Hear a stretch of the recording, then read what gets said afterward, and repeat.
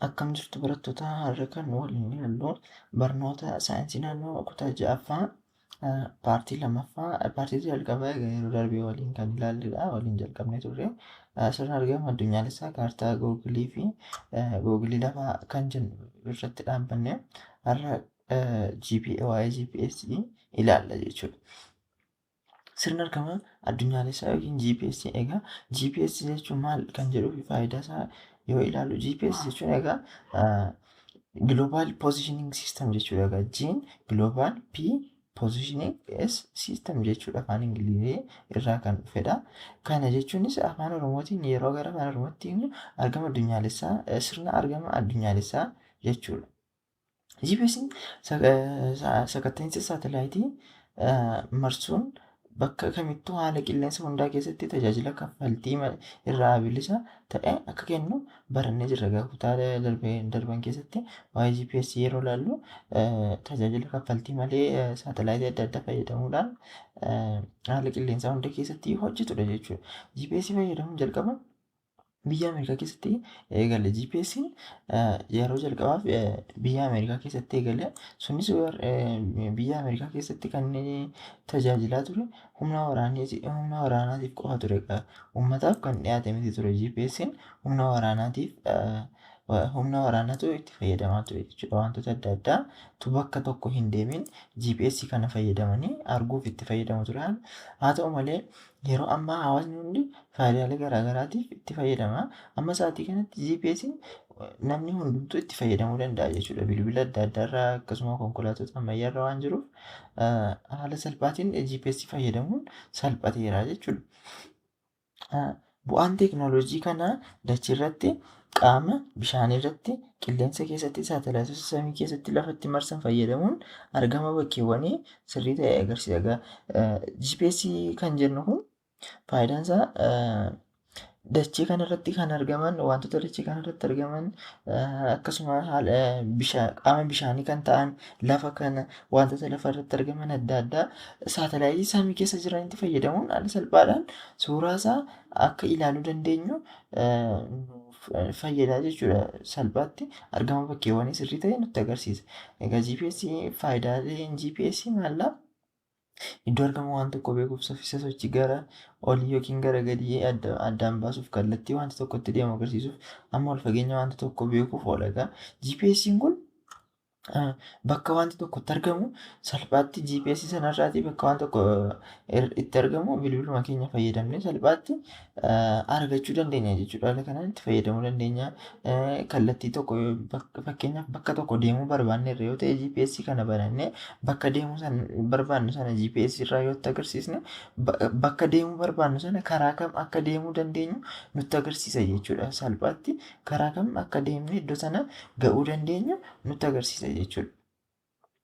Amma ol fageenya wantoota adda addaas beekuuf nu fayyada. Walumaa galatti sirni argama addunyaalessaa hedduun isaanii odeeffannoo waa'ee bakkeewwanii kennu. GPS'n kun maaldha faayidaan isaa?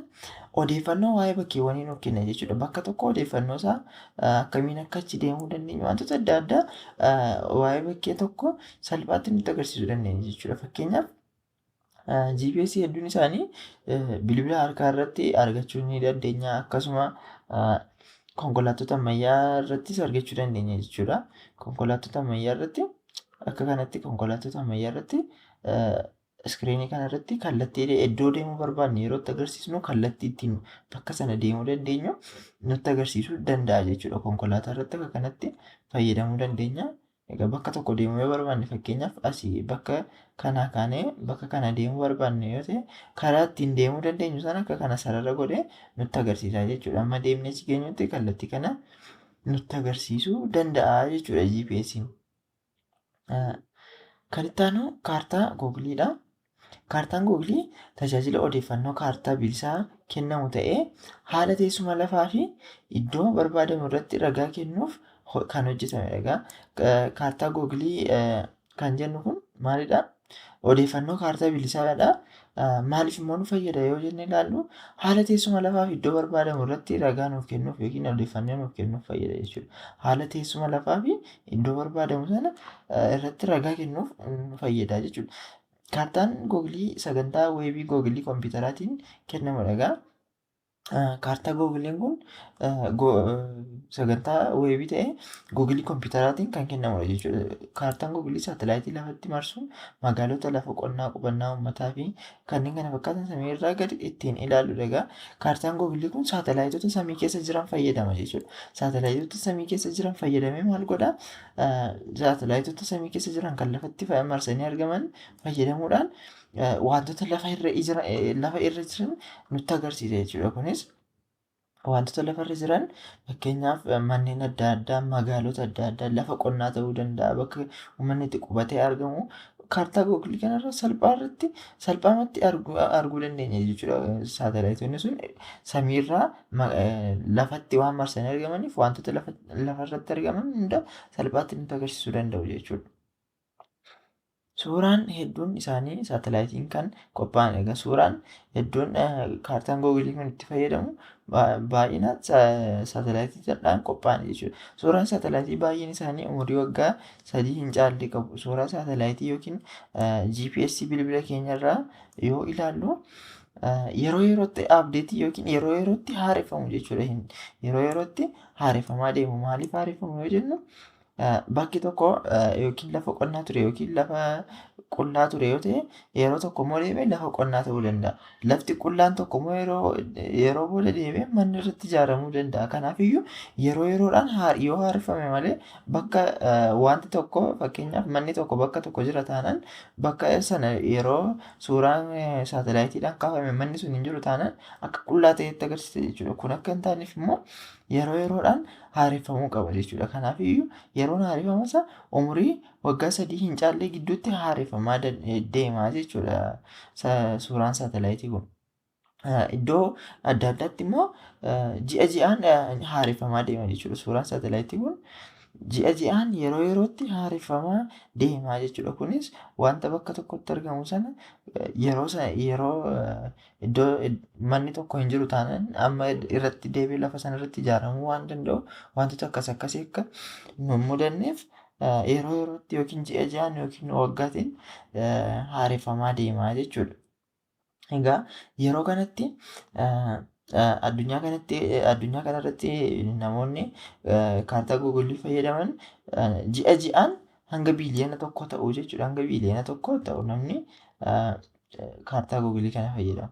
Egaa faayidaa kaartaa Googilii kana yoo ilaallu kaartaan Googilii maaliif fayyada? Bakkeewwanii fi kallattiiwwan adda addaa adda baasuuf gargaara. Egaa bakka tokko yookiin kallattii wantoota adda addaa adda baasuuf nu gargaara jechuudha. Argama magaalota addunyaa keessa jiran kallattii dagalee fi gadeen sakatta'uun ilaaluuf nu gargaara. Ragaalee adda addaa akka sochii tiraafikaa wantoota akkasii akkasuma lafa bal'aa agarsiisuu danda'a. Qaama lafaa gubbaarraa gadi ta'ee kennaa kaartaawwan daandiiwwanii agarsiisa. Wantoota akkasiif nu fayyadamuu danda'a jechuudha.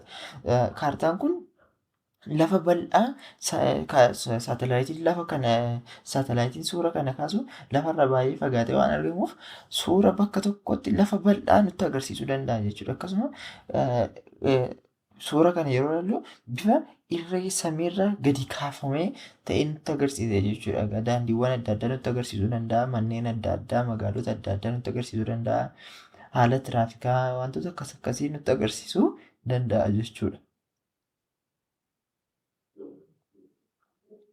Kan itti aanu Googilii lafaadha. Googiliin lafaa sagantaa kompiitaraa kan ta'ee fi saatalaayitiin qophaa'ee kallattii hundaan iddoowwanii fi teessuma lafa adda addaa kan agarsiisudha. Googiliin lafaa kun akkuma kaartaa isa jalqaba ilaallee sagantaa kompiitaraa ta'e jechuudha. Sagantaa kompiitaraa ta'e saatalaayitiidhaan qophaa'a. Googiliin lafaa kunis iddoo kallattii hundaan iddoo wantoota adda addaa teessuma lafa adda addaa nutti agarsiisa jechuudha. Akkasumas suura saatalaayitiin qophaa'e irraa ka'uun kaartaa lafaa kaasuun suura lafa bal'aa magaalota teessuma lafaa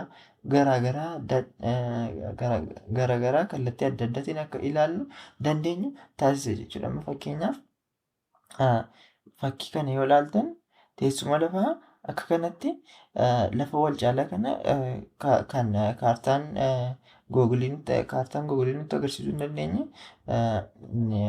asirratti teessuma lafaa googilii lafaa kanaan ilaaluu dandeenyeerra jechuudha.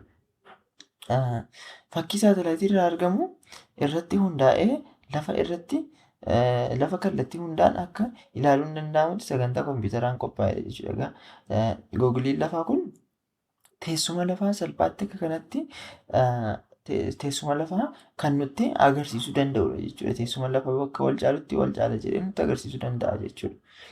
Googiliin lafaa tokko tokkos kan safara iddoo tokkoo lakkoofsaan agarsiisus ni jira. Googiliin lafaa kana safara wanta tokko yookiin bakka tokko fakkeenyaaf kan mana keessanii kaasee hanga mana barumsaa keessanii ta'uu danda'a. Safara kana googilii lafaa kana yookiin GPS kana fayyadamnee safaruu dandeenya jechuudha. Meetira meeqa yookiin kiiloomeetira meeqa akka ta'e manni keessaniif manni barumsaa keessan salphaatti GPS fayyadamnee safaruu dandeenya jechuudha. Sagantaan kana toora intarneetii irraa bilbila moobaayilii yookiin kompiitara irratti buusuun fayyadamuun ni danda'ama. GPS'n